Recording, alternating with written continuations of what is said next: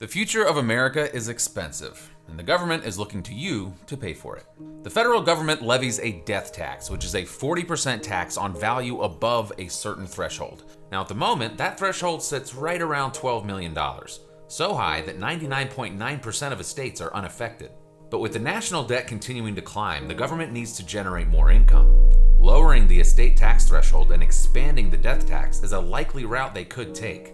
If this sounds crazy to you, keep in mind, that threshold was as low as $1 million as recently as 2002.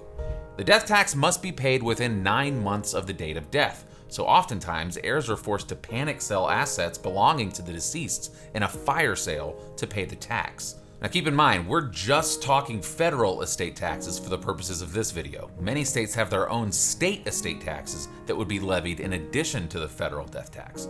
So in this environment, it would be wise to assume you will have an estate tax problem and address it rather than pretend it will go away. There are exactly 3 ways to address your estate tax problem. Number 1, give your assets away. There are many gifting strategies to move assets out of your taxable estate and into the hands of outside parties. Family, friends, a favorite university, charities, and foundations, for example. Number 2, spend it. You've got money to burn, so get to burning it. Buying cars, cruises, and other depreciating and value-wasting items is one way to minimize your estate and reduce any future estate taxes you'll owe. Number 3, insure it. Rather than spending money like crazy or just giving all of your hard-earned assets away, you can utilize a life insurance policy that will pay out enough to take care of that tax bill upon your death. This strategy turns pennies into dollars and lets a life insurance company pay your estate tax bill for you. Many people don't know that life insurance is by itself subject to the death tax.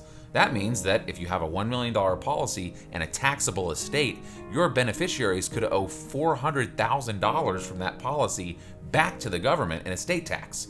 So, to take proper and full advantage of this life insurance strategy, the insurance policy must be set up in a way that does not include the policy in your estate.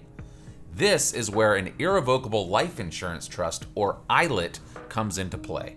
An ILIT sets up a trust outside of your estate that will own, pay for, and be the beneficiary of a life insurance policy on your life. Now, an ILIT is not simple to set up, and you will need the help of a skilled estate planning attorney to execute this strategy. But when executed properly, an ILIT can save your loved ones and heirs millions of dollars in death taxes and ensure that the legacy you've worked so hard to build is passed on in the most efficient, cost-effective manner possible.